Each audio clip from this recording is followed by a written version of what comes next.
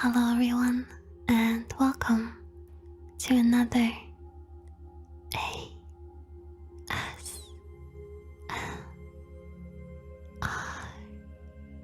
Patch Notes with Yuli. Today we're going to take a look at the League of Legends patch 11.19, which is the second and final round of World's focus changes. There are a couple champion nerfs and a lot more buffs. The new champion, Vex, is being released, and we're getting new skins which include the Dawn and Nightbringer skin line and World's 2021 Jarvan. The first champion to receive changes is Aatrox, who's getting his W, Infernal Chains. Cooldown decreased again after it was heavily nerfed in the past. Riot is increasing Akali's base health regeneration to slightly help her through the game without impacting her power in full-on fights. Despite of being incredibly tanky, Cho'Gath has been struggling to meaningfully influence fights. This patch, the cooldown on his Q, Rupture, is being reduced to give him more CC and zoning opportunities. The changes Fizz received last patch didn't turn out as expected and are being fully reverted. Instead, he's getting a simple buff to the damage of his ultimate, Jump the Waters, and a shorter cooldown on his E, Playful Trickster. Galio's W, Shield of Durand, now gets a lower cooldown with rank. Gragas is getting more AP scaling on the damage of his W, Drunken Rage, so his various AP builds pack more of a punch. Similar to Akali, Gwen is getting her base health regeneration increased to give her more durability. Cannon has been on a rise in pro play priority lately, so Riot decided to tone down the damage on his Q, Thundering Shuriken, to keep him in check. Mordekaiser is getting some love in the form of a shorter cooldown on his E, Death's Grasp.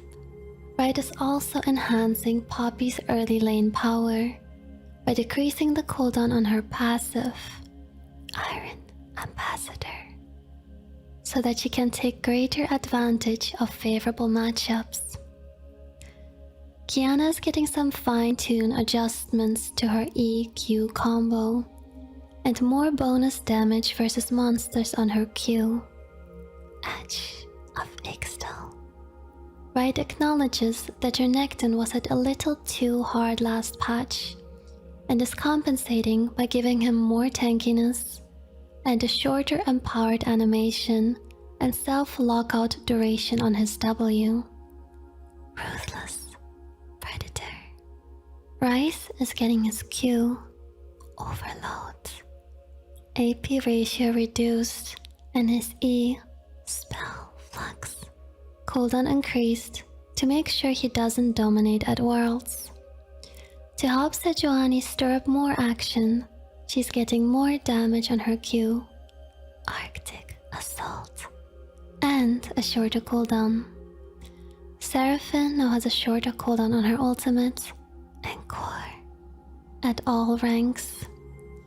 Sion is getting a buff to the shield of his W, Soul Furnace, to help him lane more stably. Sona has been too powerful, especially in pro play, so Riot is reducing her defenses by nerfing her base armor and pairing this with some bug fixes to her passive, Power Chord, Q, Hymn of Valor, and E, Song of Celerity. Last patch's change to Soraka's ultimate, Wish, has left her a little bit too strong, so she's getting a nerf to its base healing. Riot is loosening Silas's chains a little bit by giving him more mana and mana regeneration. And lastly, Varus is getting his Q, Piercing Arrow. Cooldown increased to tackle his lethality focused builds, which are more reliant on it. Many of you will be very excited about the news that Ultra Rapid Fire and World Clash are returning this patch, but I will not be going in depth on this, so if you're curious, you should definitely check out the notes. And last but not least, we have increased AFK penalties, which include new penalty tiers that at the highest tier can result in a 2-week Q lockouts. And these delays and lockouts apply to all queues except of TFT and Clash, so don't go AFK. And that's it for this patch. I hope you guys enjoyed it, and thank you for watching.